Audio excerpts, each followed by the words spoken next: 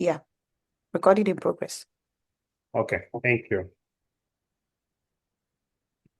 All right. So we said that prompt engineering is just our way of sending information to the LLM in order to give us a response or a way to change the behavior of how the LLM will interact with you, because you can give it those instructions.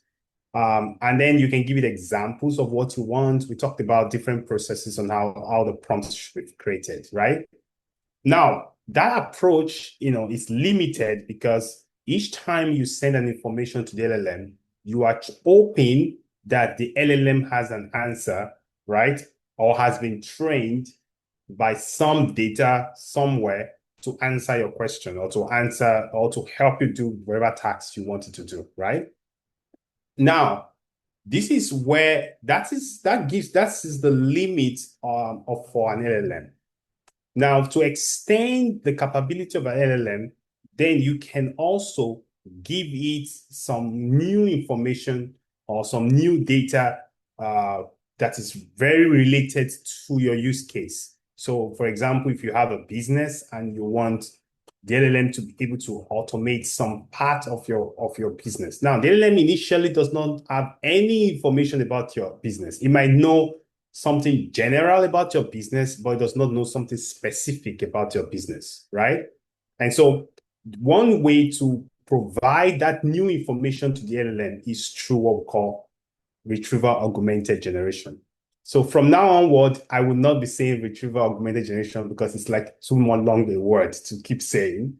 So I will use the word RAG. So RAG. So when you hear the word RAG, that's exactly what I mean. I mean retrieval augmented generation. Okay.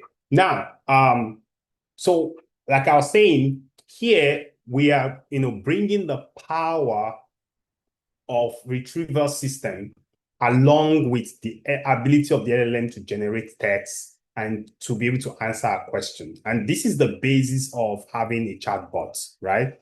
So I know many of you probably begin to the website of your bank most times, or some specific websites where you have a form of a chat system and you can just ask your question through that chat and somebody is answering you.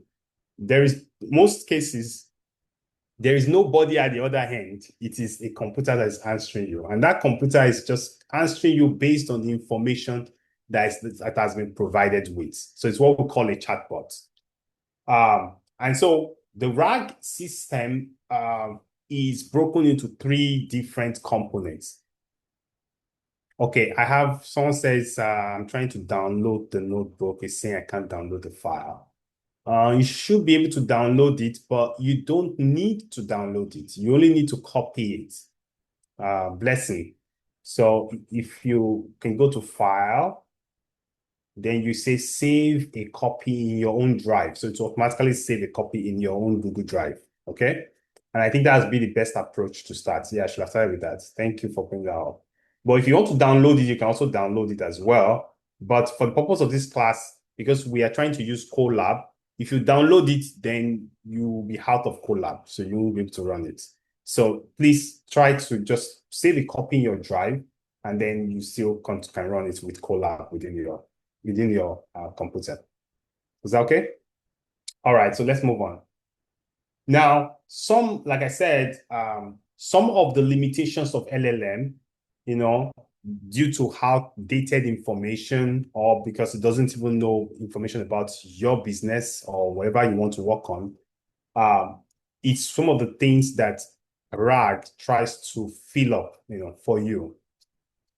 And the process of RAG is broken down into three major components. The first is what we call indexing. The second is what we call retrieval. And the last process is generation. So what do we mean by indexing? Indexing is simply has to do with how you compile all the information that you have that you intend to provide to the LLM. So it's a pipeline that simply loads the data. So of course, if you have data as an actual document in your hand, there is no way you can give that to an LLM. So the first thing you have to do is either to transfer it to have a soft copy, either in a PDF version or a Word version, or whatever version you are using, right? You need to have it in the actual document or the actual information in a soft copy, what people call a soft copy. Now, at the same time, LLM does not interface with Microsoft Word or does not interface with a PDF. So you still have to extract those texts in actual text that you will provide as part of your string that you provide to the LLM. And so the process of doing all this breaking down from your actual document, or even the information could be on the website, like the example I'll be showing today. The information could be on the website, right? The LLM cannot, okay, the LLM can go to we can create what we call agents, which is what we'll talk about next time. But the LLM itself cannot go to your website and extract all this information. So you still have to have some tools that will, that will download or extract all of this information from either a website or from your actual document, or as a PDF. It could be list of papers. If you're a researcher, you have a lot of journals and you want to just rank them, that each time you are confused, oh, I don't remember which paper said this, or you have a question in your mind, you can just query, you can ask the LLM the question, and the LLM will simply go find you the paper that talks about the topic and get you the answer back to you.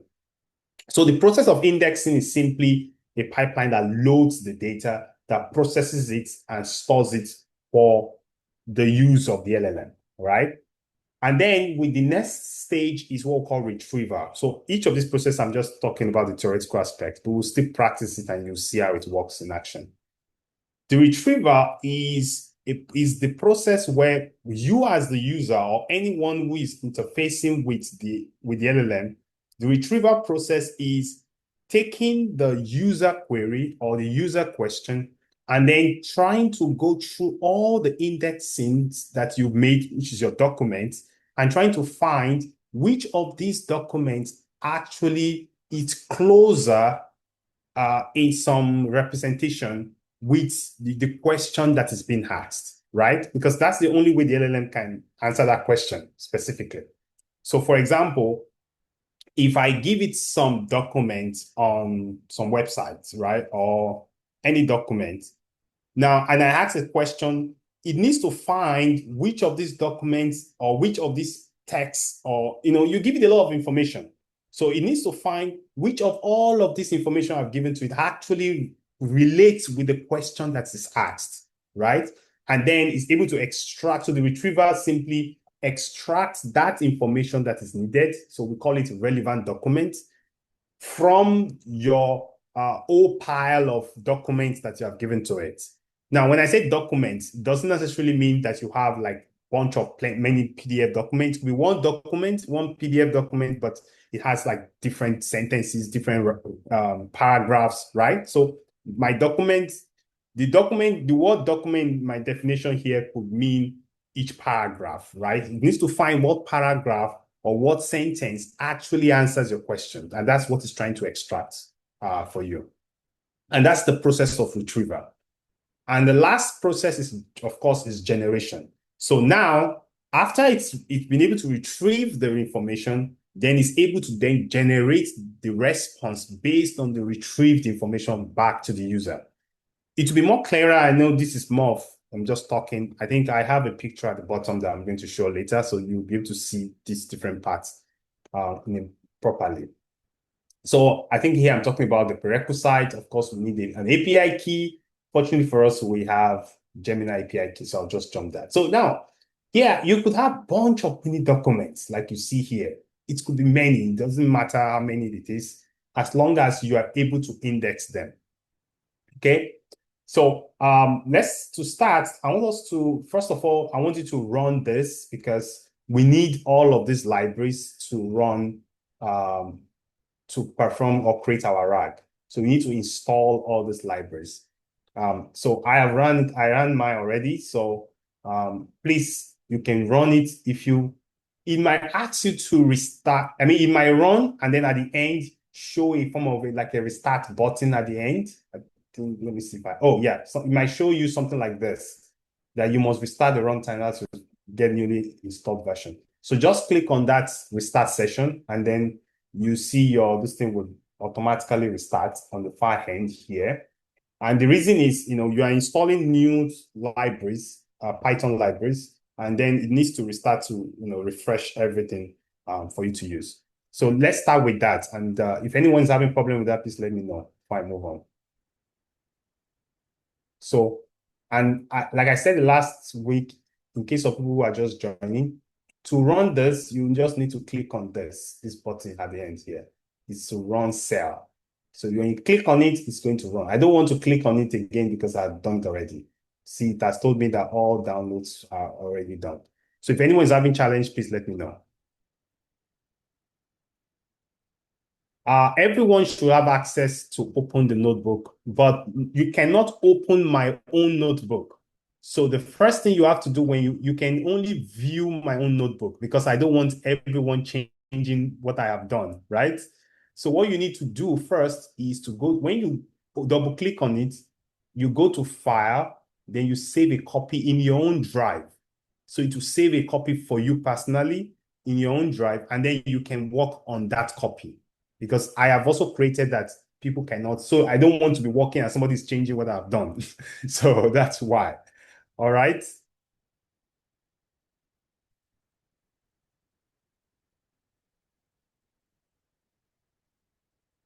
So is anyone having problem with the installation? Please, you can unmute yourself if you're having any challenge with the installation.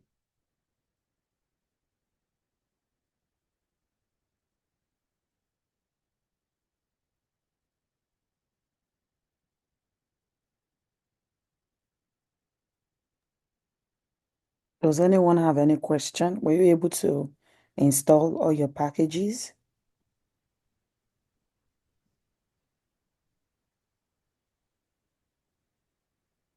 Okay, if there's silence, it means it looks going fine. Which is good.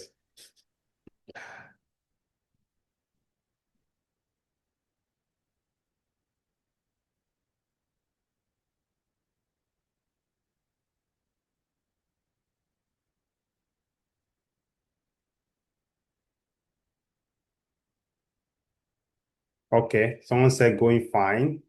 That's what I want to hear.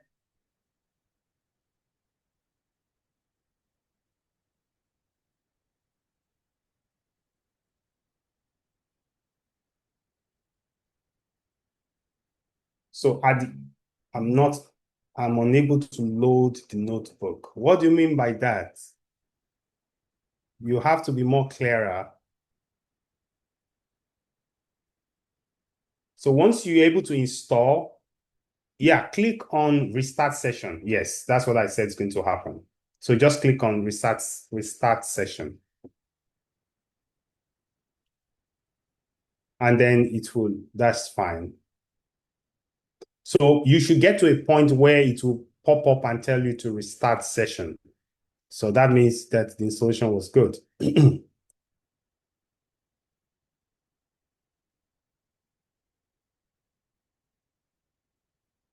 So if you say you cannot load the notebook, please, you have to show me what you mean. Either take a picture of what you see, the error you see, and then send it and put it on the chat, and then I'll be able to help. I cannot help if I don't see what's wrong happening.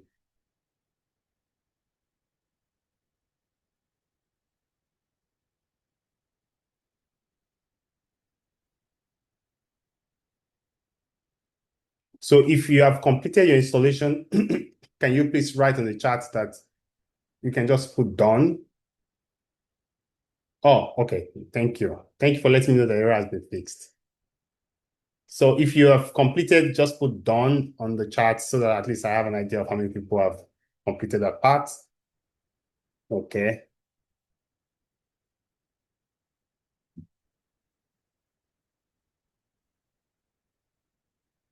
So I have 4 people. Let's see. 5, 6.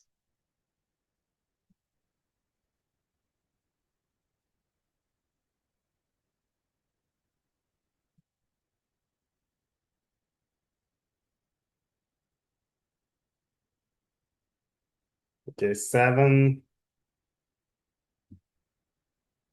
Out of 34. If I can reach 10, I'm good. I'll continue. So 7.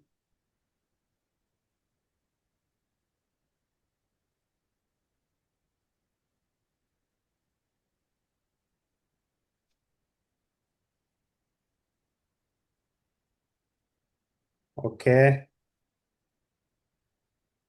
If you have if it's still running, it might also be that maybe your internet is very slow. Just to be sure, we still get the warning to. Yes, you should get the warning to restart session. Um, Yes, yeah, just restart. Yes, you restart. will get it, but you need to check that play at the top of the notebook, the header where it says RAM and disk. The Yes, moment you click restart, you will see it will say restarting. Then it will be. immediately it turns back to this RAM and disk. It means that you're good. Yeah. Okay, it looks like I have 10, even 11, so I'm good. Okay, so let's move on. So now that we need to install all the applications or packages we need, the next one is, please, you need to run this one is the next one, is to load all the libraries we need. So this we need Gemini, Google Generative to load the Gemini. You need to load all of these libraries that we will be using. There are two very important libraries I want to just point at here. There is one called the PyPDF, which has a PDF reader. So if you have a PDF document, it will simply read all the text within the PDF. In fact, there are other libraries that are more sophisticated than this PDF reader that you can use to even extract tables. If you have a PDF document that has tables in it, you can. There's also some other libraries for Word documents. As well. So there are so many libraries for different types, Markdown, whatever file format you have. But I would say that the one that I trust the most is the ones related to PDF, I would say, and maybe the Microsoft Word one. But all you to get these libraries, just in case the file format you're using is different from the one we are going to talk about in this class. All you need to do is just go online, just Google to say, oh, what libraries to come to extract text from this particular type of document. And I'm sure there's probably so many libraries out there. And all you need to do is just to install them like we did for this one, and then just load them. That's it. Um, then the another important library I want to point to is this library called LangChain. In the world of generative AI, LangChain is like everybody's go-to. It's the most important libraries, I would say, even for agents that we'll talk about next week. Also, they have what we call LangGraph, which is also from the same company. And all their libraries are free, open source. You can download them, you can install them free of charge. And you see most of their libraries we'll be using today. The LangChain will be loading their hub, which contains so many other libraries. They also have what we call a text splitter. Now, which I will talk about why we need this later. So the text splitter is simply if you have a bunch of documents of text that is so long, maybe you have many pages, it simply helps to break it into smaller chunks. I'm using a computer language. It's to smaller bits, right, of the whole document. So if you have 10 pages of document, or you have one page of document, but it's a long one, you you cannot, you might need to cut them into maybe two paragraphs or to split them in certain ways, or maybe by number of characters. You need to split them into smaller bits, which we will be calling this later as well. Then there's also another library which we'll be using today very well is the web loader. So what this does is it connects to a website, and then once it give you the website, it will simply load all the text from that website. So it's called a web-based loader. And then we also have others for vector store, which I'll talk about as well. All right. So here, after you finish loading all the libraries, the next one is to load your API key. Oh, okay. I'm sorry that your system went off. One of my instructions is that make sure your laptop is well charged. But anyway, you can join us and then also it's recorded so you can move on. So the next one is to upload your API key. So remember, we've saved our API key in the secret. So what this is doing is simply to load it and save it into some environment. And on the back end is able to give it to the LLM whenever we call it. Okay. So that is the name I gave to the API key we copied. I called it API underscore key. So we are telling you this is the name so you can load it. Now let's move on to indexing. Before Okay. you continue, I Yes. just want them to cross-check. Please check that you called yours API key. If, for example, you called yours Gemini API key in the secret, where you stored it in the secret, then it will give you an error, it will throw you an error. Mhm. So make sure that you use the correct name. So the assumption is that everybody named their API The, key. the name is Could have, API. yes, you could have named it something else. So please, is it that you go and rename it to API key or you use what you Use that named? name here. Yes, that's true. Someone says, I got this error while loading. Let me see. I'm unable to load Gemini model. Please. Okay. I will say the second error is what I'll be answering. The first person who wrote, I'm unable to load it, you have to send me what the error is. So I won't be, that's when I won't, if I can't see it, I don't know it. So let me look at the second one. Oh, it's because you did not install the Pi PDF. That's why it's giving you that error. So Israel, you should go back to the installation up here and reinstall it again. So run this again, basically. So you see that this Pi PDF is one of the options that we are installing. So try to make sure you install this again. Who else? Let me see. Okay. Sorry, I need to look at this one by one. I think it's the same. Yes, the same thing. So you have to go back to install, go back here to install it again. That's why.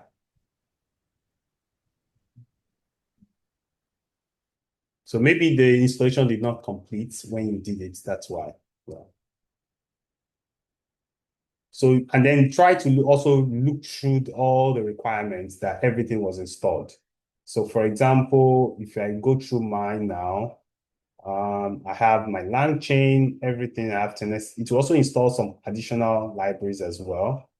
What do I, where's my PDF? Should be, okay, packaging and talk successfully. Okay, so it will also tell you all the packages it's been able to install successfully. So if I go to the left now, you see all the line chain, the hub, this has been installed successfully. So ensure that all of them is installed. Is it the same error here as well? Okay, the same error too. Okay. It's the same error. Yeah, run this installation again, please. This is important. Run this again.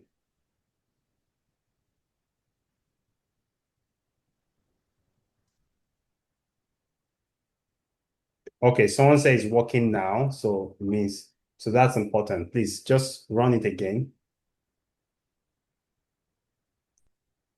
Let me give few minutes. It's working. Oh, perfect. Okay, so everyone is on the same page now. Good. All right, so let's move on now. So the next thing is, like I said, the first thing we have to do is to process whatever document we want to teach the LLM or we want to give the LLM. Now, I have to say this specifically. Now, when we do RAG, it's not like the LLM is knowing what is has. It's not like you are teaching the LLM the knowledge, but you are also just only providing an avenue for the LLM to get whatever information it needs when it needs to get it. Let me explain. Now, the way I usually put the analogy of RAG is that is see the LLM as a student that is preparing for exam, right? So if I'm a student that I'm preparing for exam, what's the natural thing to do? Would be to study, right? To read for the exam. When you read, what are you doing? You are trying to store all the information in your brain. So if you are the LLM, you have the information, you are putting all the information in you. Now, when you do that to an LLM, you're not actually you are through what we call fine tuning. So you are changing all the weights, the old processes, the neural network within the LLM, you are changing it, which is very expensive to do because you need GPUs for that. Now, but what we are doing in RAG is simply the LLM is like the LLM is writing an open exam, basically. So imagine a student and the lecturer, if the lecturer says, oh, don't worry, the exam will be open exam. You will not read. All you just do is, okay, let me just have a general understanding of the subject, right? You will go to the exam with your notes, right? Or with your handout or whatever. And then when you get to the exam hall, what will you do in the exam hall once you are given the question? What will you do? What you will do is you read the question, right? First, then you will open your notes to find where the answer is likely to be, right? You read where the answer is likely to be, and then you answer the question. That is exactly what we are doing with RAG. So it doesn't mean that the student has known that information. It's just looking at his notes and putting it out for you. So what we do in RAG is basically the RAG is a process for the LLM to provide you the answer without absorbing the knowledge into itself. Now, why is this important? Many a times, you are working for a company like Diola said at the beginning that she's trying to build something for our business. You don't want LLM to know all your business secrets. You don't want to teach LLM all your knowledge. So you don't even want to fine tune it, right? You don't want to give it all your business knowledge to know, because when you give it to ChatGPT or to Gemini, the company are going to use that knowledge. They are using it to train the model. You're making the model better to answer other people's questions. So, for example, if Diola trained Gemini with our knowledge, or maybe she tried to fine tune it, if I want to know Diola's business secrets, right? What would I need to do? I'll just tell the LLM, sorry, please, can you tell me what Diola uses for a business? It will just give it to me because it doesn't know who is the adversary or which. So you want to keep your business secrets secret, right? And so when you build a RAG infrastructure, you're only providing the line or the relevant part of the document that the LLM needs to answer the question you're asking it, without the knowledge, without the LLM knowing everything about your entire document.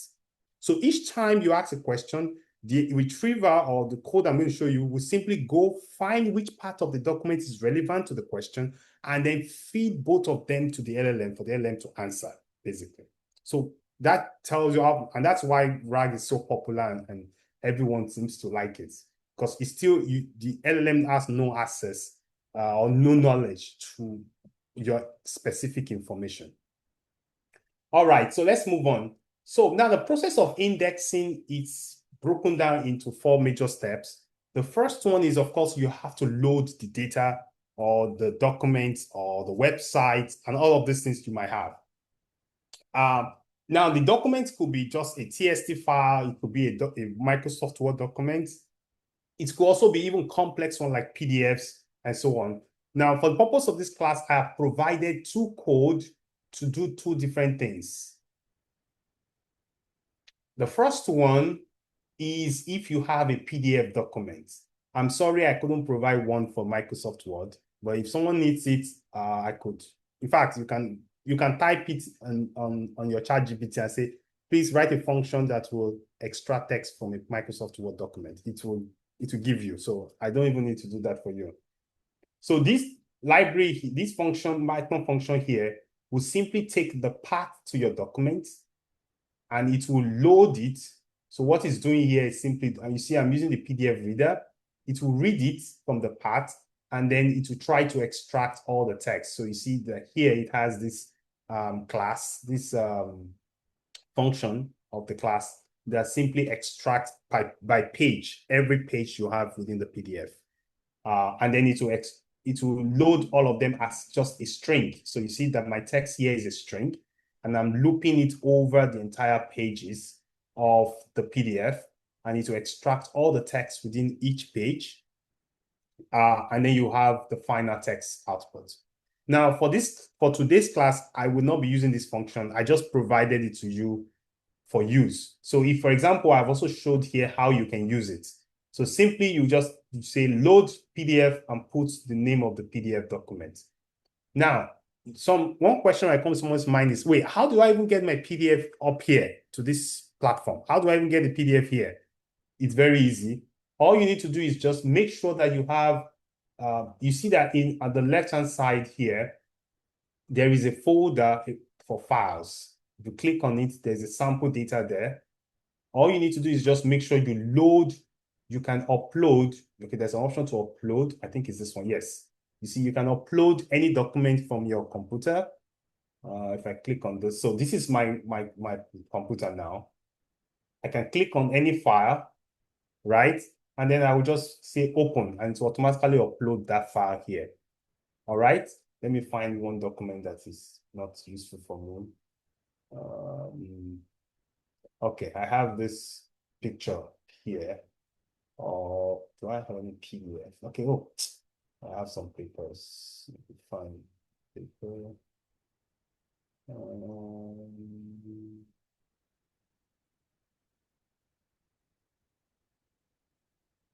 Okay. So I have this paper. I can click on it, and then I can just click open. And you see at the bottom, it's loading that PDF document into my workspace.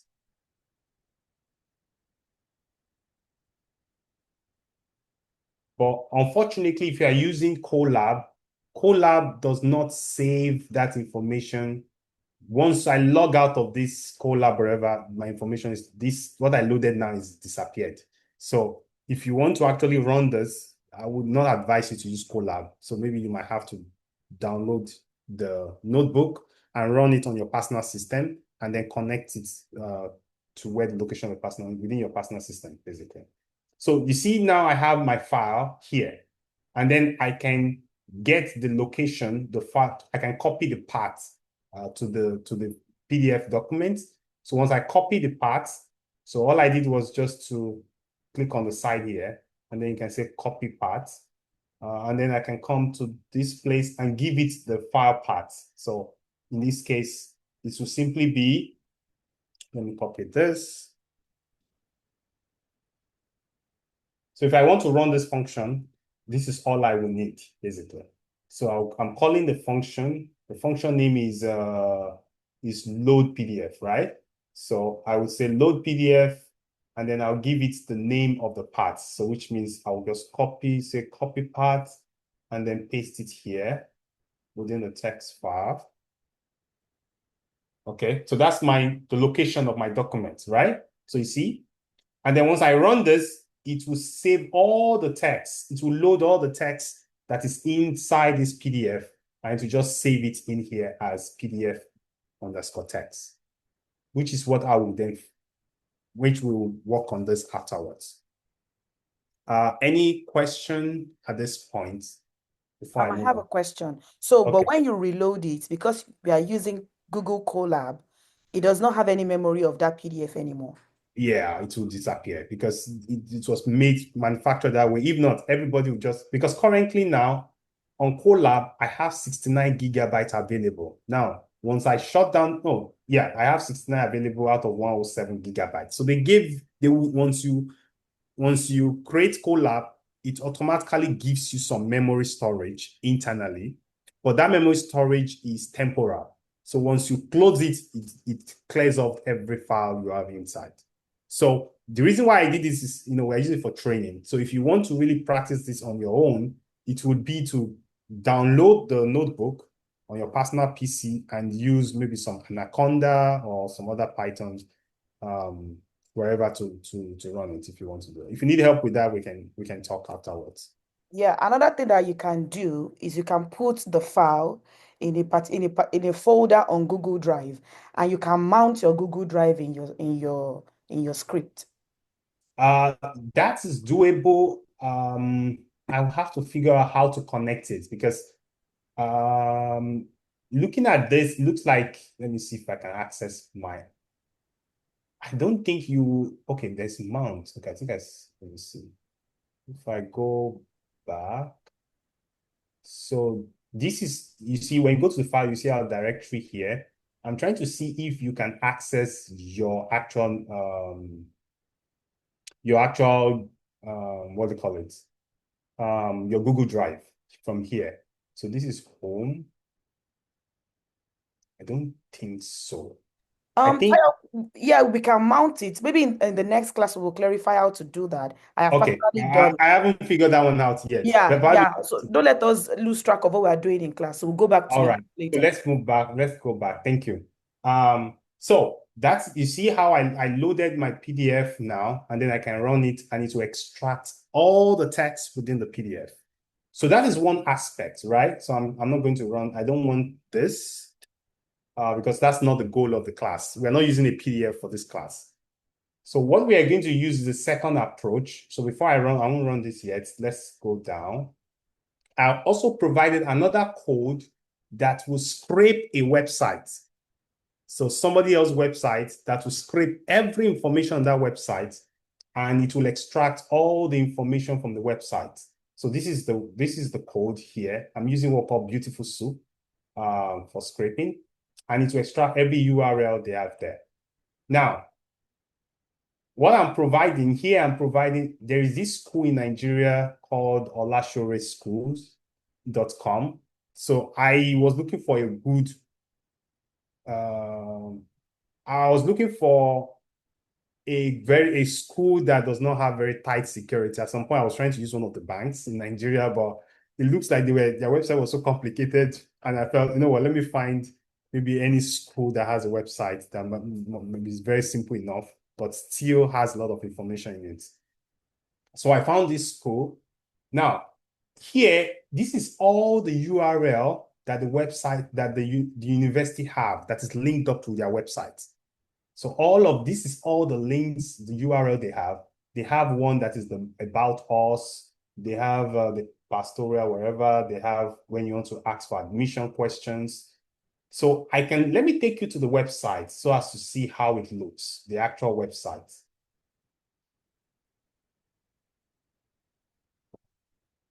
So this is the school website. This is actually the school. Can we see you can see my screen, right? Can we all see my screen? I just want to be Yes, sure. yes, we Okay. can. Oh, good. So this is the website of the school. You see, they have an about page. They have our story. They have founder. They have all of these pages, individual pages on their website, the admission information, enrichment information, and so on, and their contact as well. So what I'm doing here is it's trying to get all the URL to every link possible on their websites. Please, if you work in this university, please don't tell them. I don't want them to arrest me. I don't even know if this is a crime in Nigeria, but anyway, I don't care now. So what we are doing is we are scraping all the link possible on this website. I don't even think it's a crime, so it should be fine. So I've scraped it, and I only scraped the first 50 because there could be more links. So I just stopped at the first 50 links they have within the website. And so this is what this will do. This notebook will do. Library will do. Sorry, the function will do. Now, once it does, it will not only take all of them.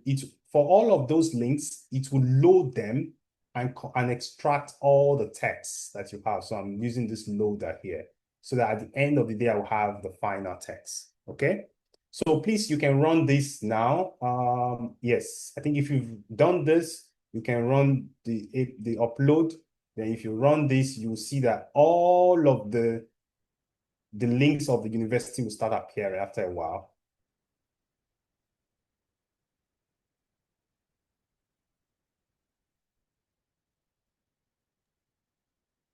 So while we wait for the page to load, I have a question. So Okay. if the Olashori had configured their website in such a way that we won't be able to scrape, is there any way to navigate that? If they that means you want to hack it. Oh, okay. No, hacking is the crank.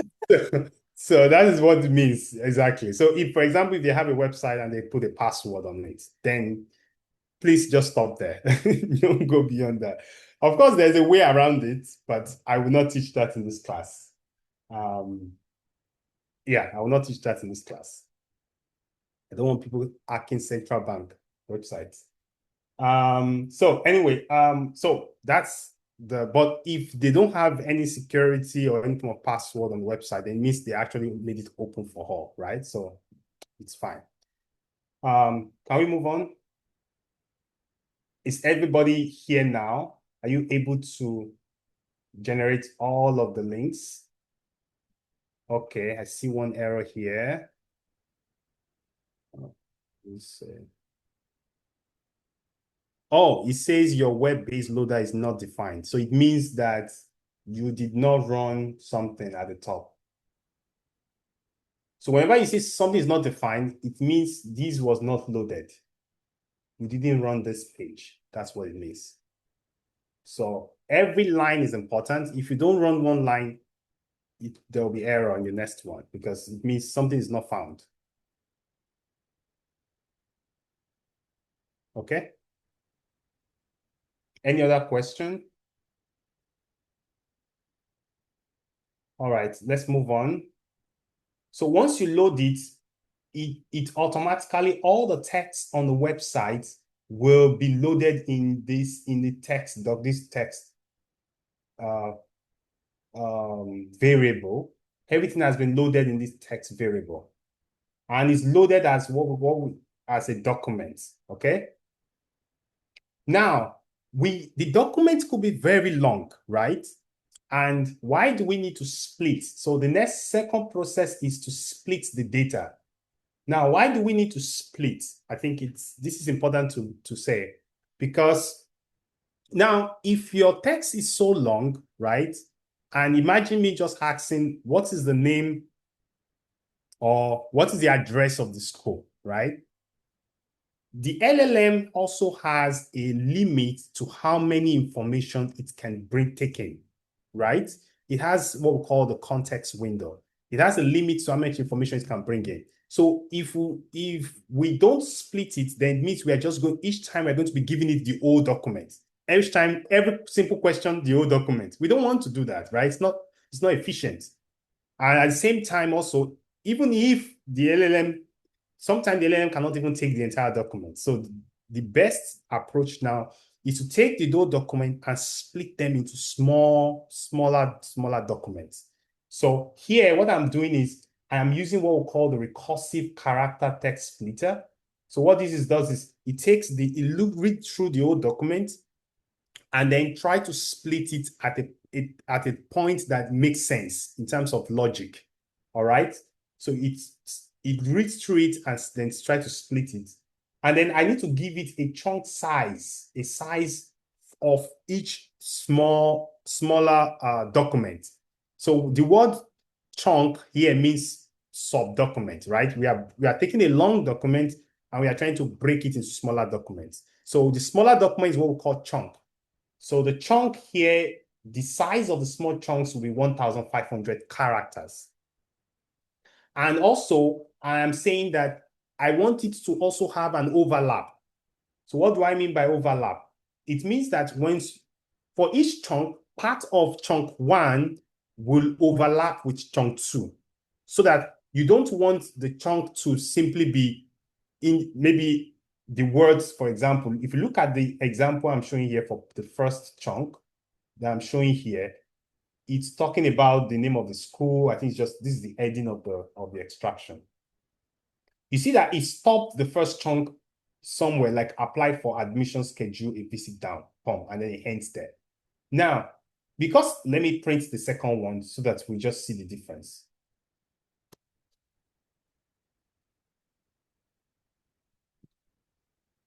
So if I run the second chunk, which is the whole one, right?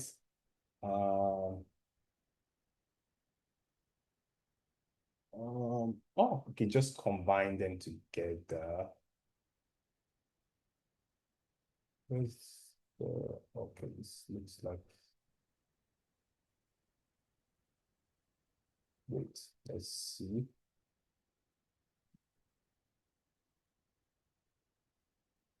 Let me open a new code as well. Let's look so that we can compare easily.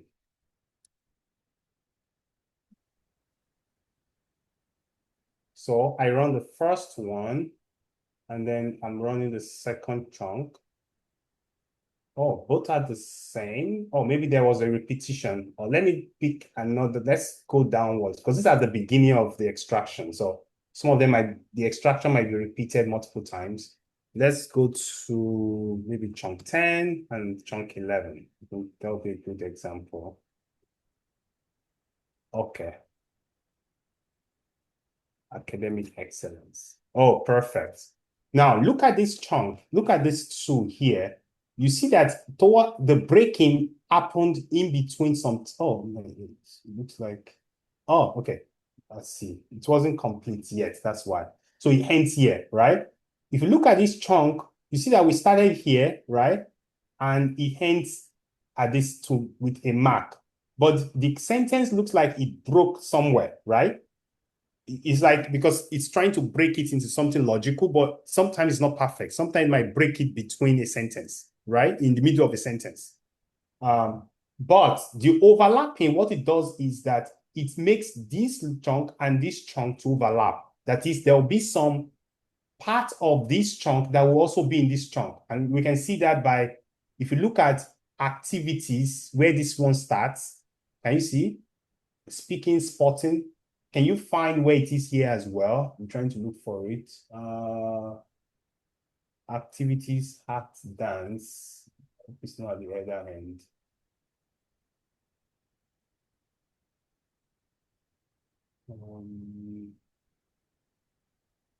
But at least you can see academic excellence here, which I also see here. Okay, perfect.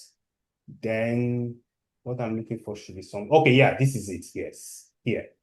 You see that where this starts has overlap with this other chunk. So we usually have that overlap in order to keep the consistency of the information so that the information is in two different chunks. So that if a question, for example, falls somewhere around here, or maybe there is a break in the sentence. So let's say you have the sentence and there is a break in the sentence. Because you have overlap, you have the complete sentence at least in two different chunks. So that whenever you ask any question, it will just take one of the chunk will be sufficient enough to answer the question. So you don't miss any information. So that is why we use the overlap, basically. Now I can do it without the overlap. So I can say overlap is 0, and you see that the difference between my chunk 10 and my chunk 11 will be completely different. It will just be a continuation. So you see here it's saying assessment plays a pivotal role in this decision making, ensuring that each student receives an education that it breaks and then continues, matches their capability and aspirations. So you see that there is no continuation. It's complete break. And this sentence, if we don't overlap, this sentence might be important, this sentence to the end, and the next one might be important to answer a very important question. But if we don't have an overlap, but if I put overlap, then each aspect of the chunk will at least have some complete sentence, basically. So that's the reason why we have the overlap option. I hope I'm able to answer the question. And I also say that I think I didn't do this well. It's also advisable to use 2 raised to power numbers for your chunk size and half of that for your overlap. So what do I mean by 2 raised to power n? So I'm using maths term. So 2 raised to power forgotten on my 2 raised to power 5 is 32, right? 2 raised to power 6 will be 64. 2 raised to power 7 will be 128. 2 raised to power 8 will be 256. 2 raised to power 9 will be 512. 2 raised to power 10 will be 10. Yeah, so I think I'll use that one, 1024. Yes. So use numbers that are 2 raised power. And the reason is simply of how the LLM works in terms of when you use this 2 raised to power, that's like binary in a way. I don't, I haven't tested the performance myself to see, but it's just part of best practices that people say. And then the chunk could be maybe half of that. So let's use 512 as my overlap. All right. Okay, I think my time, wow, time is really going faster than I thought. So let's move on. So now we've done the chunking. Now, each time I ask a question, what the retriever will only do is to look for which of these chunk best answer the question. That's what the retriever is going to do, the retrieval process. It's to look for which chunk best answer the question. Now, the next process, which I think might take, I need, now, okay, the question I think you might ask is, how does LLM, it's a computer program. It doesn't understand languages, right? Even Retriever, it only understands binary numbers, right? So what we call, there's something we call embeddings. What embeddings, I won't want to go into the two mathematics of it because I don't think it will help you in any way, so at least for now is that is a way to convert your numbers and your language or text to number representation of that text, basically. So there is a model that does that automatically. It's called embedding models. So they're also like an LLM, but they are built for that purpose to convert numbers basically to numbers representation. The same way your LLM works as well. When you send your prompt to an LLM, there is an embedding model within the LLM that first converts your prompt to number representation that then goes through some neural network, which I don't want to go into, and then that end up giving you an output at the end. At the end, it converts the number representation again back to text that you then see that is generated back to you. So, but remember, this information we're trying to provide to you, we need to also convert into like number representation as well. And then the retriever will compare your question with the best chunk in terms of their number representation, what we call the vector space in vector embeddings, in vector embedding space, and then it compares how similar are they in the vector space. I'm trying to use, sorry for using mathematical term, but please, if you don't understand, it doesn't matter. Don't care, forget about it. And then it just compares those numbers with each other and say, okay, are they similar or not? And then it looks for the one that is most similar with your question, and that is the one it retrieves back to you. So we need this class to perform all the embeddings for us, and we have also loaded the Gemini embeddings model as well. So we just need to run this. Now, this is the whole process of retrieval that I'm showing here. So when a user asks a question, the text goes to your embeddings to convert your question to number representation. And then the embeddings is compared with every information that you've supplied earlier through all those chunks, which you've also converted to number representation. And they are automatically saved in what we call a vector store, which I have here. I will show you when I do that. And then it does what we call semantic search. Semantic search is some mathematical terms I won't go into. It's simply just compare the two number representation and then find the one and then try to rank all the documents or the chunks that you provided and then give you the one that is most relevant to the question, basically. So here I will be, okay, let's run this. Okay, I think I've done this already. So let's run the next one, which is simply to create the embeddings for all of my chunks. So what I'm doing here is I am saving all of my chunks, the text that we talked about. Remember, I had this chunk document before from here. Let me go up.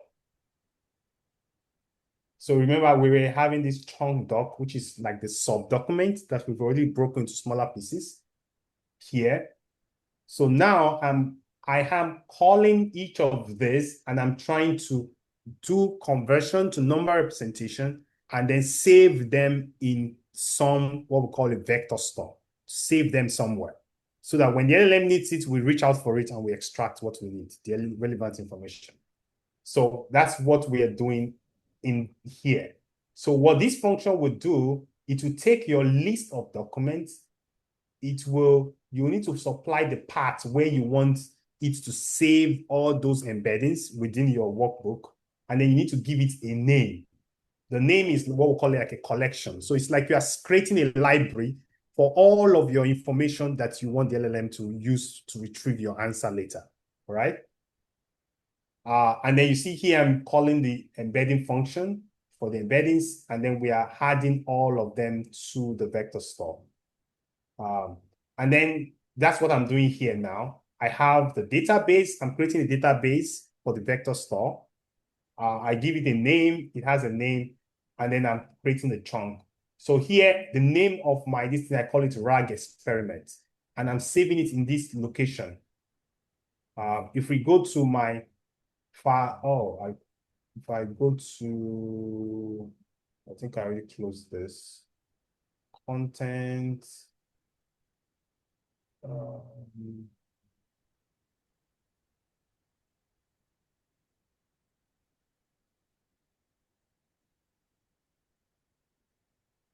I'll need to go back. Okay, yeah. Content. No, not this one. I think I've played with this. Anyway, you to save it in this part. I don't want to waste my time looking for it. To save it, and you will have a vector store saved within your folder, which we can call anytime. Let's just use the same part if you are working with Colab, so it's safer instead of looking for it. And then I'm writing here a function to load the collection that I've created. So basically, it's just using the function that we've created up here, and we're just loading it here. So I think I did this already. So let's run this as well. So now I have processed my entire information. So the first thing we index, we try to break our entire document into small chunks, right? And then we try to make sure that those chunks overlap with each other. And then we process it through the embedding model to convert them to number representation and save them in a vector store. All right. And then after that, once we create this, we have our database or vector store as DB saved here. So the process of what I'm saying is this. Oh, before I move on to generation, I think I want to stop here in case anyone has any question. I don't want to go too much into the mathematics of how these embeddings work and the process because that is irrelevant for you. Even with me explaining this, I've probably lost some people. But is there any question before I move on from here?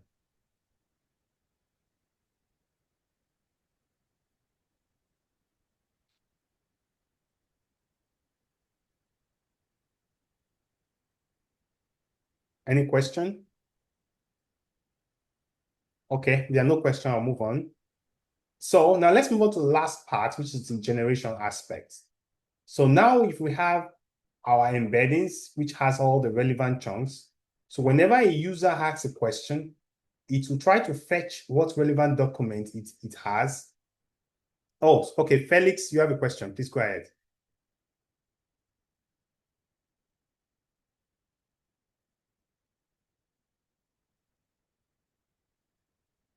Felix, please, if you have a question, your hand is raised, unless it's a mistake. Okay, please ask a question. Or please, you can put it on the chat if you have a question. Type it on the chat. So once I see the question, I'll pause and then I'll answer it. So once we have your user has a question, it will look for the relevant document, and then both of them are fed to your large language model, to the model, and then it will provide you with the answer, basically, is the process. So here I have, oh, okay.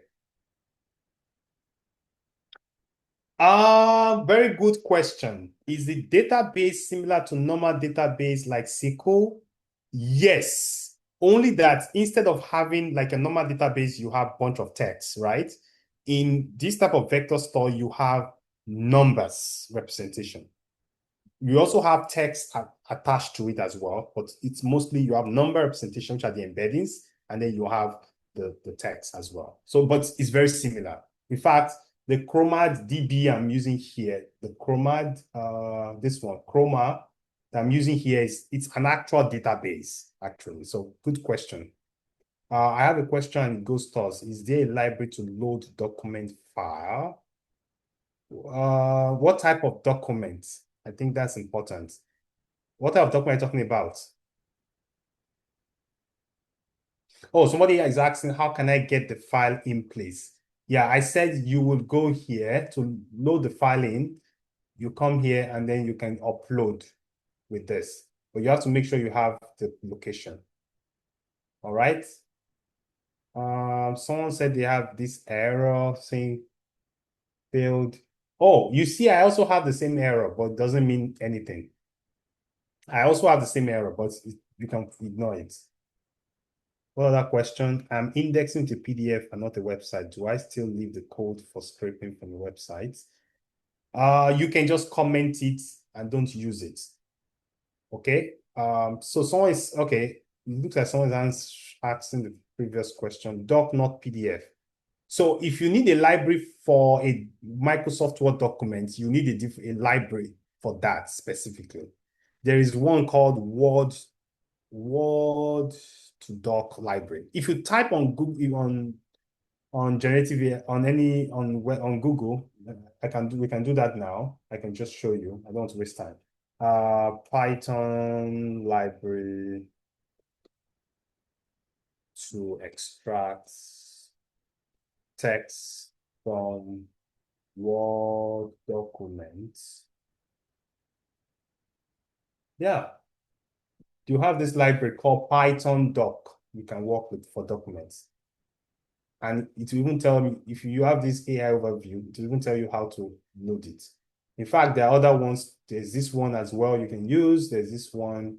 There's like 4 of them for Microsoft Word documents. All right. I think I'm going to answer that one. So let's move on. Now we've loaded our database. If you get this error, please ignore it. It doesn't matter. I also have it too, so it's fine. Then we move on to the generation aspect. So in the generation aspect, what I'm doing now here is I'm trying to write this function to help it to, from my database, is taking my question and is generating which document is most relevant to my question. So let's try this now. If I run this, for example, if I ask, what is the address of the school? Oh, wait, this, oh, you gave me the answer. The answer is just lumped here. The answer is here. Please ignore the error. The answer is here. So it's just long. Can you see that? It's loaded here. So it's what it will give me is a chunk. Let me see. Can I print this out that it will not appear like this? Let's try this. I'm going to print. Okay, this is better. Perfect. So you see what it did was I told it to give me 3 relevant documents. Wait, where did I put it? Yeah, I told it here. So I'm using this function that will use my database and dot query, and it will put in my question, right? And I'll also tell it how many results I want, and to tell me what the document. So here I asked it, what is the address of the school? That's my question, right? And it found me 3 documents. It puts them in a list that will most likely answer my question. All right. Now let's reduce the number to 1 because it looks like I have so many. If I run it again, now it gives me this document. Now the question is, the document might even not have the address of the school, right? Oh, because I don't see any address in this one document it's giving me. So sometimes it's better you say more than 1 document, because at least one of the documents, if it's like 3, will have the address, which I think this should have the address somewhere. Let's see. So it's giving me 3 different chunks. Wait. Okay. I don't even have the address anywhere here. Okay, let's ask another question. What question do we have from the website? What curriculum do they run? Is it British or Oh, okay, yeah. American? Curriculum? What curriculum? Where's this? Hold on. Okay, let's try that. Oh, okay. Now here is not yet answering my question. So what, I have not even used any LLM yet. See, we haven't loaded any model. All I'm just doing, I'm querying my database. So I'm using the database to say, this is my question, get me the relevant documents that you think answers it, right? That's all we are doing. We have not even burned in any LLM at all here now, right? So if I ask that one, it's saying, I think there's Nigerian system and British system. So that one was answered, is here. So it's able to give us that. Anyway, but I think at this stage, it might not be that interesting. Let me pause a little bit. I think I see an error. Somebody with the error here. I got an error while asking for the address of the school. What is the error? It says forbidden genital appearance has not been. Oh, you are missing. You didn't install some page from the beginning, from somewhere at the top. So why you need to make sure you run this.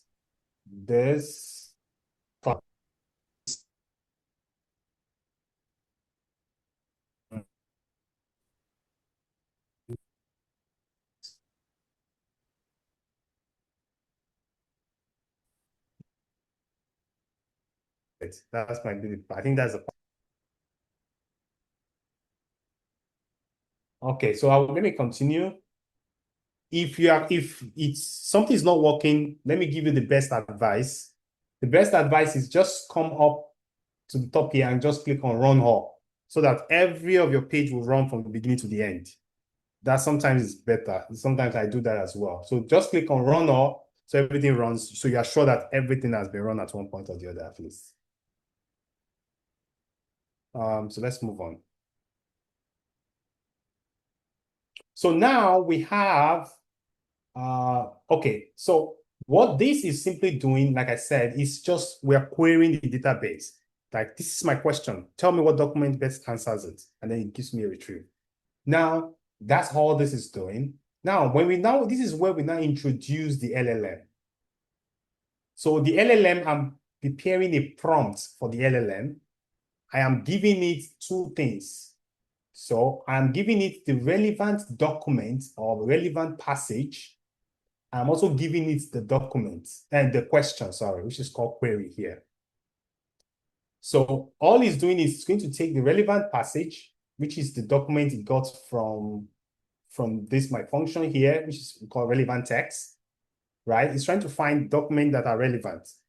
And then it's combining both my question, the question, and the relevant documents. But both of them are put within a prompt. So you see here in this function, I have my prompt, and my prompt is this. So I'm telling the LLM what you should do with what I'm giving to it. I say, you are an helpful and informative bot that answers questions using text from the reference passage included below. Be sure to respond in a complete sentence. So I'm just trying to say, this is all the relevant information that I've gotten, which I'm using the previous function for. This is the question. Make sure you answer with complete sentence. Be comprehensive, including all relevant background information. However, you are talking to a non-technical audience. So I'm also saying that, okay, the way you answer the question, be careful. You are answering to a non-technical audience, so be sure to break down any complicated concepts and strike a friendly conversational tone. It's a mistake, even though my learner will know that I meant conversational tone. If the passage is really relevant to the question, to the answer, you may ignore it. So if a passage that I'm providing to you is irrelevant to the question, because that's likely to happen, because if you look up here, this is the question I asked, what the database is retrieving. It's a lot of information that it doesn't need, right? But I'm still giving everything to the LLM to figure out which of all this relevant information I'm giving you, which of them is the actual answer, and give me the real answer in plain text, right? And that's what I'm telling you. And then here I'm saying, this is the question, take it. This is the passage, the relevant passage, take it. And then I want you to give me the answer. So this is, you see how I created a prompt for that. Now, after you've created your prompt, I use a function called make RAG prompt. You can run that. And then the next one is now to use the LLM to generate. So this is where LLM now comes in for the first time. So the LLM will take the prompt that I created with this function, and then it will call the API, like we said before, and then it will try to authenticate if the API is correct. And then I'm sending the prompt now to the model. So this is exactly what we did last week, if you remember. We had model, we created this model, and then we generate the content from here. So if I run, okay, let me run it again. Then I run the next one. Now, and then I just create one function that will do all of the top thing together, so that, so the last function is to generate answer. We'll take in my database, we'll take in the question. We'll first of all find the relevant passage, right? To get the relevant text. And then it will generate the prompts, and then it will pass the prompts to the LLM and then give me the answer. So this is the final function that does everything I've talked about from the top, basically. Putting in all the functions that I've created. So if you run this now we can now start to, so it's like I have created my chatbot now. So now I can now start to ask it questions. I can ask it the first question, what is the address of the school? And hope the answer is correct. It says, I'm sorry, but the provided text does not contain the address of the school. You know why? The reason is because when I asked for the address of the school, my retriever did not provide the LLM with the address of the school, or did not provide the right relevant documents for that. That's why. And remember, I also had the same problem even when I was testing it here. When I asked it, what is the address of the school? It didn't provide me with it. There was no address in what was provided, right? But let me see, maybe if I write this query in a different way, maybe it will be better. What is the location? So maybe they didn't use the word address. Location of Olashore schools. See, sometimes the way you ask the question, you see now, there is now an address in just changing, it's the same question, but because of the way I asked the question, sometimes it might just eat the answer. Now, you're already seeing a limitation of RAG already. right now. And I think I'm happy that this happened. And the limitation of RAG is that sometimes this, because everything in RAG, how the LLM is going to answer strongly depends on this retrieval database that we created, right? And so if your question, and if your question, if there is no document that is relevant to your question, then it will just give you anything, and the LLM will say, oh, wait, there's no answer here. I cannot answer, right? I'm sorry, I cannot answer. Now, you see that before I use the word address. Now I use the word location. Can someone tell me why he's able to find, he could not find anything for address, but he found something for location? Anyone?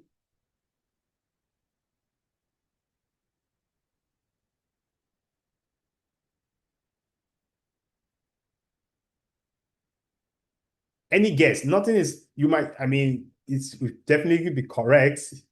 Anything. Don't worry whether you are right or wrong. Felix, that is correct. Now, it's most likely that the word address was not used in the document. So maybe if we go to their contact, or I don't know where their address would be, but let's hope it's probably here. They probably use the word contact, or they use the word location in the text. Let me see if I can find location. Oh, they have contact here. They probably use the word location somewhere. See, this is where the address is. So they probably use the word location somewhere, but there was no word address used anywhere. So that Or was why. that Google map that is signaling the location. Sorry, come again. I said, or it could be the Google map embedded into the website that is signaling the location to. That is also true. Yes. So that is why that's one of the setback of RAG, because if the word you are using in your question does not really relate with the answer, the text that you are providing, then might just say it cannot find it, which is the limitation of RAG. So I have to say that. So now you see, I use what location is found it, and if I go back to the end and use it now, you see that my LLM now will be able to answer my first question, even though it could not answer it before. So if we say, what is the,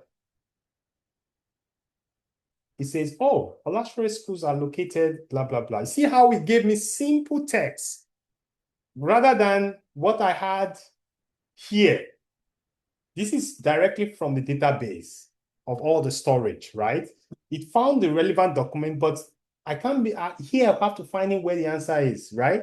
But the LLM did that for me and put it for me in clear language.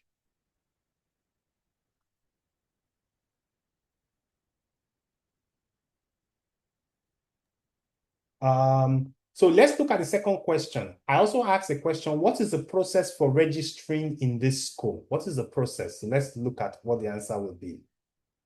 Oh, now it again says, wait, what's wrong? Why is wrong with this thing? I'm unable to answer this question. Let me rephrase it in a better way. How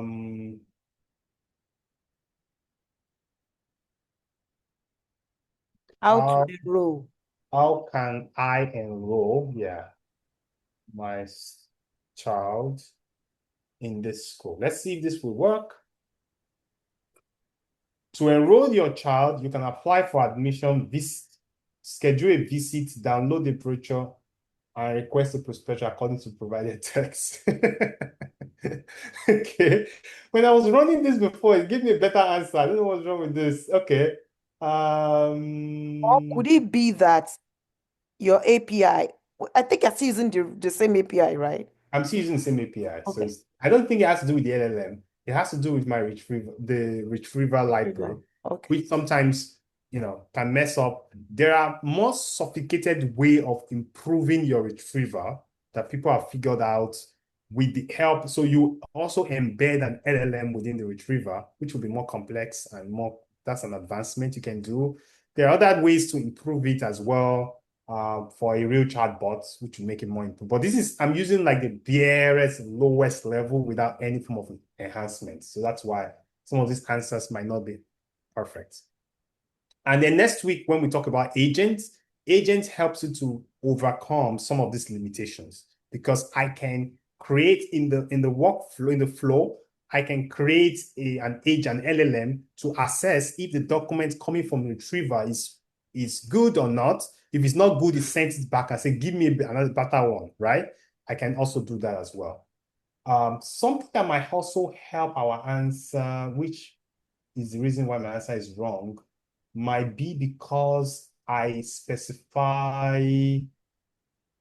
wait, the number of relevant is still 3. Okay, let me see. I have a funny No, question. there's no, every question is good. Okay, And my mind could be in overdrive let me sometimes. change this to 5. Let's see if it will answer some of these questions better. Okay, it's still vague. All right, let me see. Does the school have a dancing group? If yes, tell me about it. Okay, let's see if that works. He says, yes, Olashore International has a dance program for part of extracurricular activities. Students can learn traditional dance step, and those passionate about it can join the school cultural group, which often perform at school events and thrilling guests. The school students have shown their talents in both classical and traditional dance with recent successes and so on and so forth. So you see, at least this one is the answer looks good. Let me put it directly so that you'll be able to see the answer more concise together. Okay, so this is better.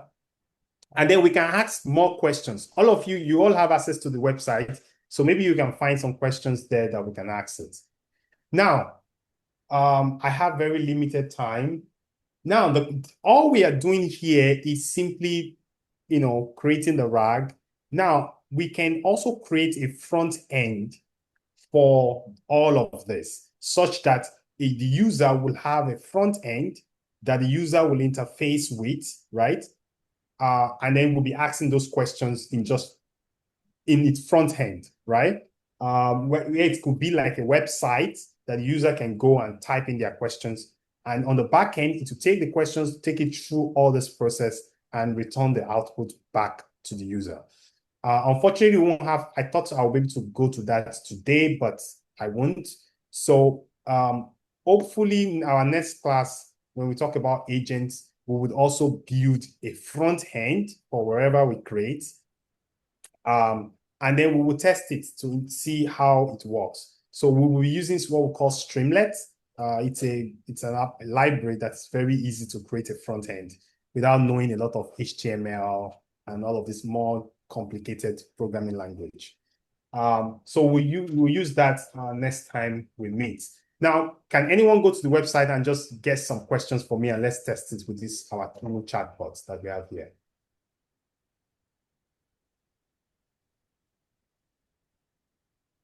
So I can create new code, and then let's ask it more questions. What other question can we Who is the ask? founder of Olashore Schools? Oh, who is that good question. Who is the founder of the school?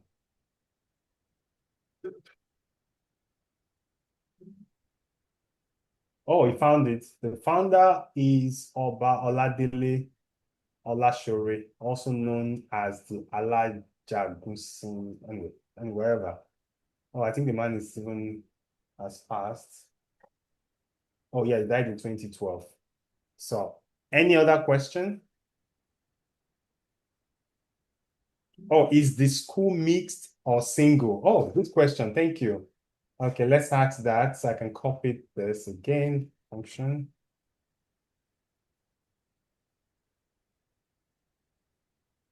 This might be confusing if you say, is the school mixed or single?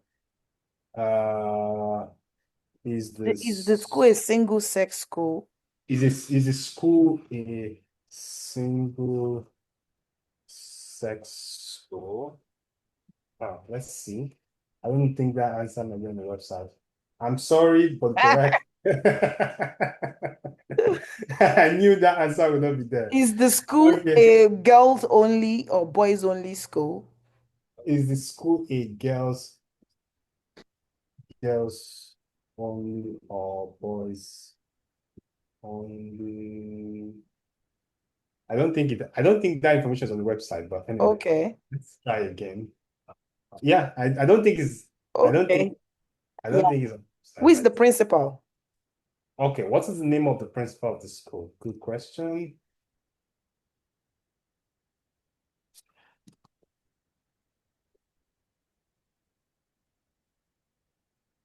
All right. The principal is mentioned in the passage, but the name is not directly stated. Okay, he said the name is not on the website. Any other question? Somebody has a question here. Is it a boarding? Okay, is a school boarding school? Okay, is the school a boarding or day school? Okay. Yes, Lasher offers both boarding and day school options. All right, any other question? Do you Okay, know any notable alumni? okay, do they have what? Notable alumni. Oh, okay, yeah. To does the school um, table yeah. Yes, the school has a section dedicated to alumni stories, suggesting that the school has notable alumni. Okay, they said they have a page, but Yeah, I saw they have a page. That's the reason why I asked. yeah, that's why. So they to guess. Maybe there's no information on that alumni page. No, Let there's me. no information actually. I checked. Oh, there's no information. So you see, it's not able to get anything from there. All right. Now, your assignment is to create your own chatbot, either using your own document, like a Word document, PDF document, or whatever, or using a website as well. But please don't hack somebody's website that has a password, please. What supporting aspect do they have there? Oh, okay. We can check that as well. But I just want to make sure I talk about this assignment because it's important. If your document is a PDF, you can test with the PDF that I have shown that I have here. So all you just do is to load this. I can change this to text so that everything remains the same. To run with PDF, I'm using this library here. So I'm going back to the beginning, but in case if what your document you want to use is a PDF. And then because I don't need the website, I'm going to comment this out. Oh, okay, so I'm going to comment this out. So if I run this now with my PDF document that I've loaded, this is a paper actually. So the questions, if we have to finish it, let's see if this should work. So what I'm doing is I'm loading all the PDF into text. I'm afraid the document might be really long, so it might take some time.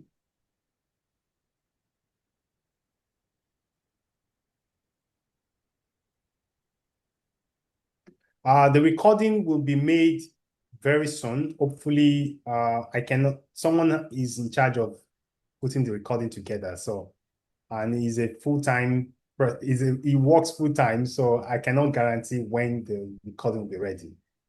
But you will definitely get it before the next class.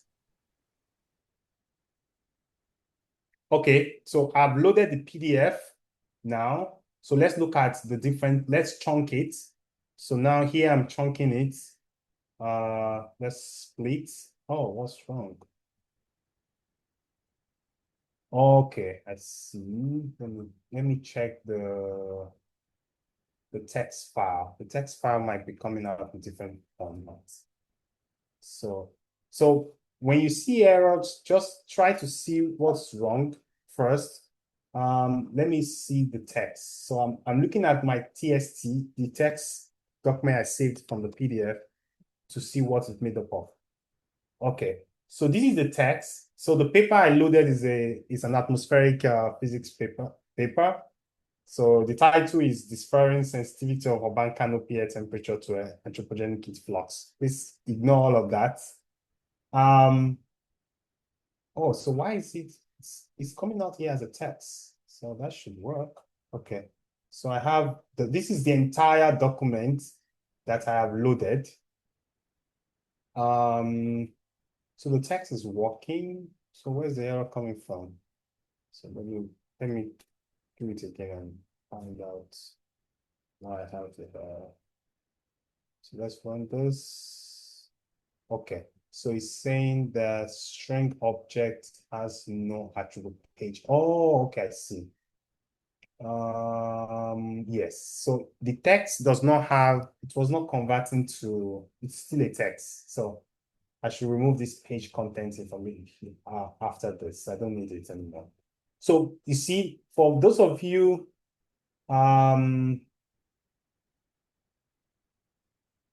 oh, let's see.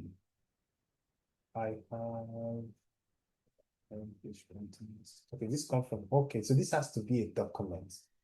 Okay, I see. Okay, let's see what's happening. So this text has to be out as a document. So I will need to add, so whenever you're using, if you're using this code, you need to make few changes to it to have the output as a document, not in a document format. Let me see how I did it here. Okay, because this web scraper does that automatically. You don't need to write new code. You just need to copy my own code and use it. So for the assignments, in fact, all you might need to do is change the website that I have here to another website. So you've done your assignment, right? So you don't need to write a new code. But if you want to step higher, right, you can decide to, instead of using a website, you can use a PDF document. But with the PDF documents, you might face some few challenges in the code because this will not work automatically. I will need to convert this to a document format as the output. But I think I can do that by just saying, let me give you one. I like to show people the fastest way of doing this thing. So I can copy this function, right? I can copy this function.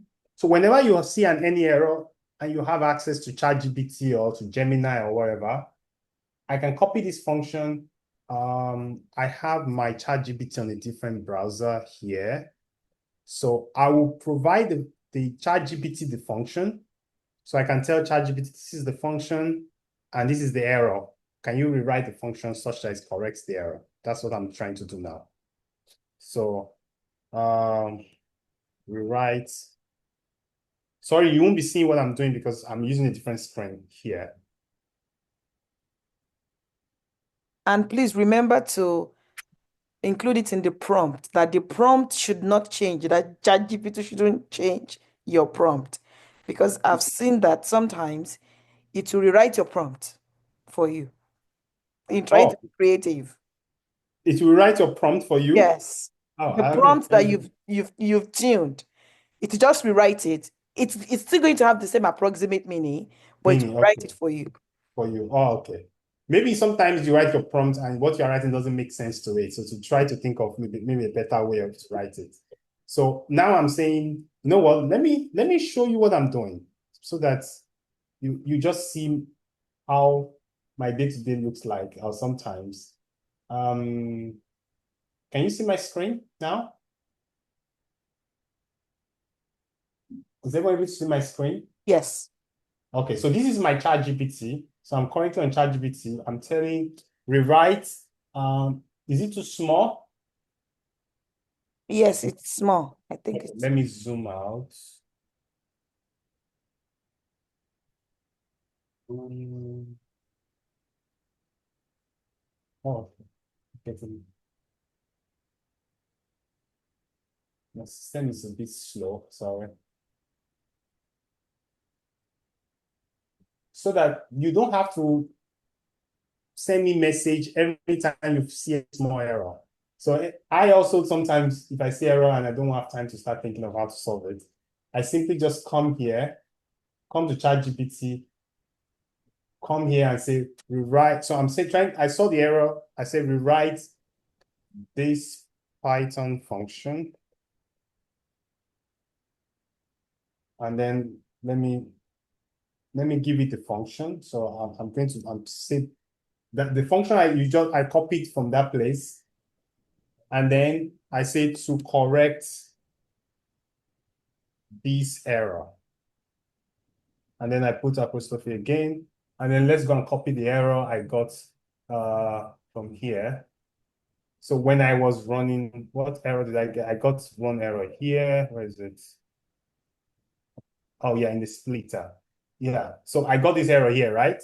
So I copy this error. I already know where the error must have come from. So I copy the error and then I just give it to ChatGPT to say, you know what? Correct the okay. Okay. And then I give it the error and then I just press enter.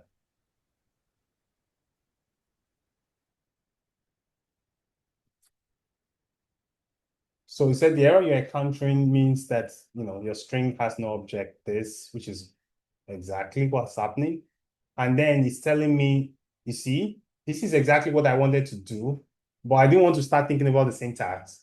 So what it did for me is to put it as a document now. So it takes the TST and creates a class called document for me, and then put it as a document. And this is what will solve the problem, basically. So now I'll just need to copy this function. So just in case you want to use PDF, all you need to do is just copy my new what was it? Yeah, copy the new function. Just copy my notebook again with this new function. So I'm changing this function now so that it can work for the PDF, to work for PDFs. So this is for PDFs. So I've changed, you only need to load this new library, which is already, we have LangChain already. So it's just adding one more distance, which is called documents to it. So once I have this now, it should work.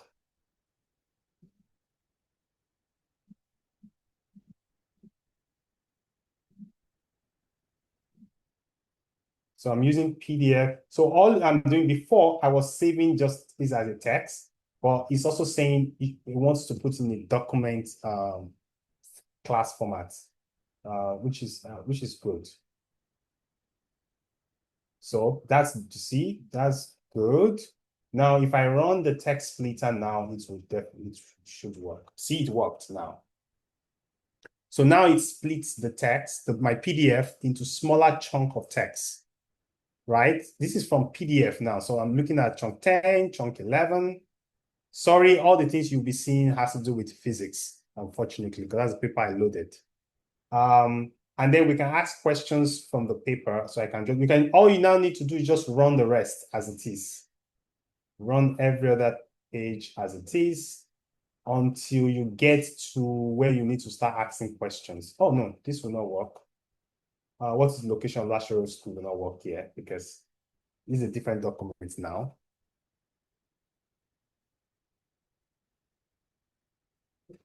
Yeah, I know the code looks like French, so you don't need to know that's why with LLM, it helps you. You don't even need to know how to program because it can write code for you. But if you're curious, you could copy the code chunk by chunk. So don't let me use another chunk. Don't let me use chunk.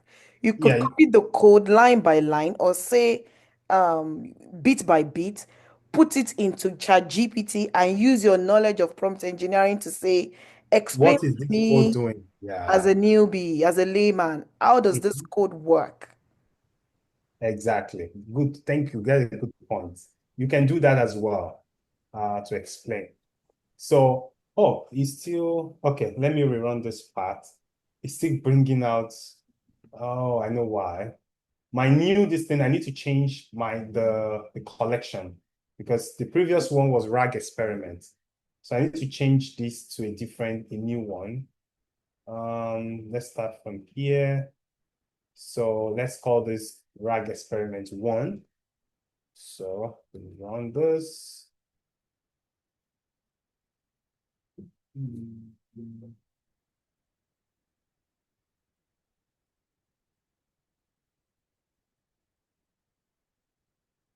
And then I go to this one and say experiment 1.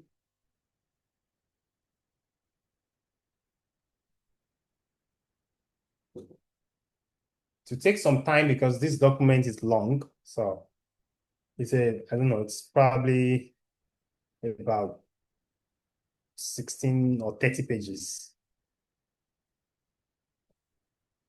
So for those of us that are researchers, you can take all your PDF, all the papers that you have, you can, load them up and then just drag all of them and then you can ask questions from them as a practice. Okay, so this 2 is done. Now let's go to the retriever. Now the question I'll be asking is,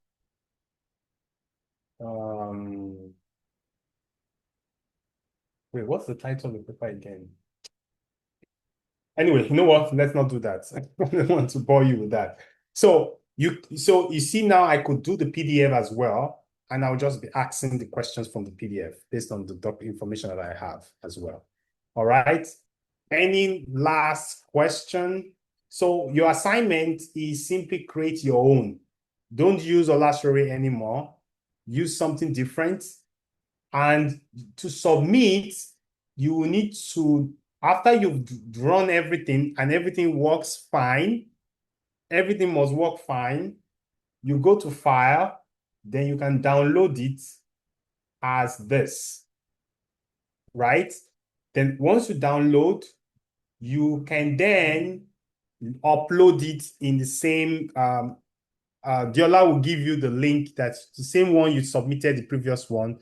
Just upload No, I your, will actually send out an email. And okay, this time okay, around, I will send it early and it will say assignment 2. okay. Yeah. So yeah, so now you download your Jupyter notebook, your notebook. Now I don't want snapshot because I want to see the entire line of what you did. So you load it, you download it, and then you can load it to wherever way you need to submit the assignment. If you have any question, please put it on the chat and on the WhatsApp chat, group chat, and we can continue to interface. Any last question before we go? And another thing I would like to impute here, to add in here, at this point is that please don't be lazy. At the end of the day, we are not grading, we are not giving you scores to say this person did best and this person did least. So don't be lazy. Don't just go and pick a random URL and say now do for Akinlabi Education Center or another school or say Mayflower School or International School, ISI Ibadan. Don't do that. That's a lazy way of approaching this assignment. And to be honest, if that's all you did not do anything. You haven't learned anything. Mhm. You haven't learned anything. If the best you could do is just to change the URL, you now swap it with another school, and then now start asking the same crop of questions that we asked, you really haven't done anything.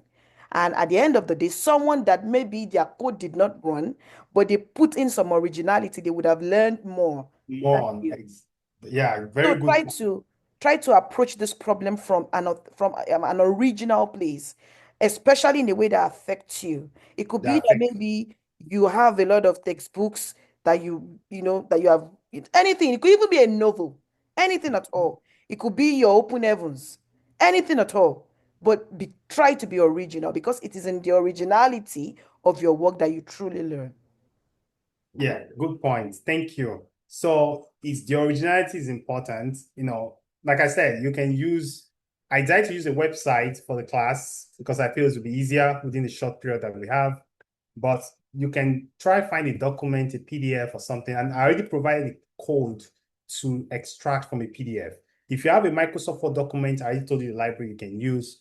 And to write the code to extract it, just give to ChatGPT. Tell ChatGPT, hi, I want to write me a Python function that will load a Word document for me, write the full function for me from this. It will do it. So you don't even need to know how to write any Python language or anything, right? So that's why it's much easier. And that's why I even said people without programming experience can still benefit from this class. And apart from the loading aspect, every other code you need is already here. It's already provided. So you just need to run it the same process as I did. Also, I have to say that I won't be available next week. So this class will be moved to in 2 weeks. So I'll also put it on the chat as well to remind people. So I won't be available next week. Also, I need more time to also prepare for the agentic aspect because it's a little bit more advanced. I think it will give some of you at least some knowledge. Agent AI is the peak of this field now that everyone is talking about. This year is like a year of agentic AI. So giving you, just a snippet of it, I think I just felt it would benefit most of you. So that's why I plan this, and I need some time to really put, something that we can finish within the class and we can have a final product at the end. So the advantage of agentic AI now comes in the automation of the whole process of RAG. So we can there's something we call agentic RAG, which is you have this same RAG, but now you have LLM helping you in different aspects of it. So for example, the retrieval aspect that we were getting some wrong answers, the agentic RAG is more sophisticated to handle all of those nuances that might come up along the way. So, and also the agentic aspect means that, the LLM is able to perform tasks on its own with less human effort, right? And that is a higher level now of the automation that we're working on. So prepare your mind. You have now 2 weeks for the assignment to play around, to try many things, to upload different documents. If you have any question, just reach me on the WhatsApp group.